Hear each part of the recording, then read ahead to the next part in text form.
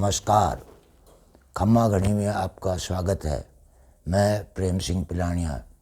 आज हम बात कर रहे हैं देश के विभिन्न मुद्दों पर। देश को क्या हो गया है कि कभी तो हमारे देशवासी के ऊपर हिंडनबर्ग की रिपोर्ट आने से शेयर बाज़ार उथल पुथल हो गया और अडानी पे इतने लांछन लगे, तो समझ में नहीं आता कि ये सब क्या हो रहा है। क्या हमारी इतनी जांच एजेंसियां हैं, इतने रेगुलेटरी एजेंसियां हैं, वो सब कुछ देखती ही नहीं है क्या? क्यों इस तरह के घपले हो जाते हैं?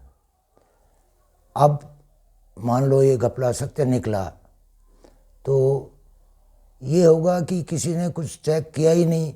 अब सो के उठ रहे हैं कि साहब सेबी भी उसके जांच कर रही है, आरबीआई भी उसकी जांच कर रही है। आरबीआई ने आदेश दे दिए हैं बैंकों को कि वो बताएं अडानी को कितना पैसा दिया है, क्या दिया है। तो ये सब पहले से क्यों नहीं सचेत रहते? तो देश में कुछ गड़बड़ चल रही है।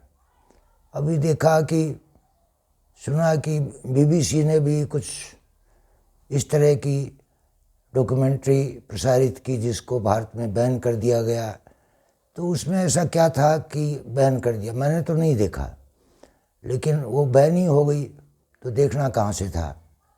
और इसके अलावा और भी कई तरह की बातें हैं आ रही हैं कि अडानी को वो एक बिज़नेस देने के लिए श्रीलंका के प्रधानमंत्री पर हमारे प्रधानमंत्री द्वारा दबाव दिया गया।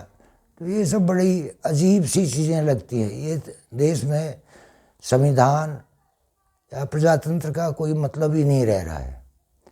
और इसके अलावा अभी अभी जो चुनाव आयोग ने फैसला दिया है कि बाल ठाकरे की शिवसेना को अब शिंदे को दे दिया, उसका चुनाव चिन्ह भी, उसकी सारी चीज़ें उन्हीं को दे दी, बाल ठाकरे को। इससे पहले कभी ऐसा नहीं हुआ।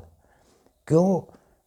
कि जब इस तरह का विवाद होता है तो दोनों ही पार्टियों से वो चुनाव चिन्ह छीन लिया जाता है, दोनों ही गुटों से, और दोनों को कह दिया जाता है कि आप अगले अपने अपने चुनाव चिन्ह तय कर लो और मैं दोनों पार्टियों को चुनाव चिन्ह दे देता हूँ।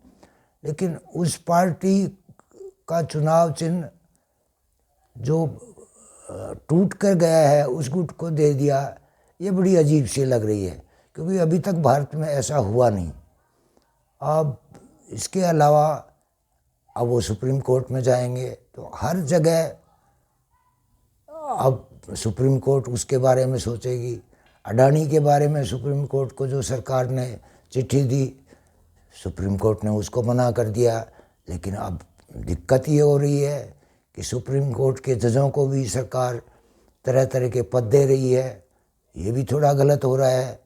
मैं तो चाहता हूँ कि किसी भी बड़े पद पे जितने अधिकारी रह रहे हों, चाहे वो आईएएस अफसर हों या और मंत्री रहे हों या कुछ और हों, तो उन लोग या कमिश्नर रहे हों, तो उन लोगों को भी आगे रिटायरमेंट के बाद में नौकरी नहीं देनी चाहिए, कहीं भी, गवर्नमेंट या प्राइवेट में भी नहीं, क्योंकि उनका दबाव निश्चित तौर पे असर करता है और हमारे संविधान के मुताबिक जो कानून कायदे हैं उनका उल्लंघन ज़रूर ही होता है। ध्यान रखिए, ये बड़ा ख़तरनाक खेल है। अब तो एक और भी समाचार आया कि इज़राइल में कुछ ऐसा सॉफ्टवेयर है जो गलत बयानी करता है, प्रचार करता है। यहाँ तक कि उन्होंने ये भी कहा है समाचारों में कि वो जो वोटिंग मशीन है उनको भी हैक करके और मतदान को बदल सकता है। तो ये बड़ी अजीब अजीब घटनाएं हो रही हैं।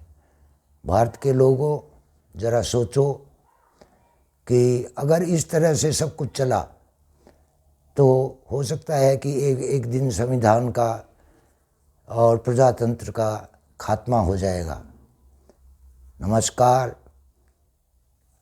जय हिंद।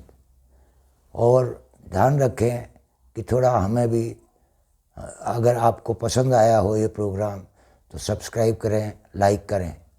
धन्यवाद।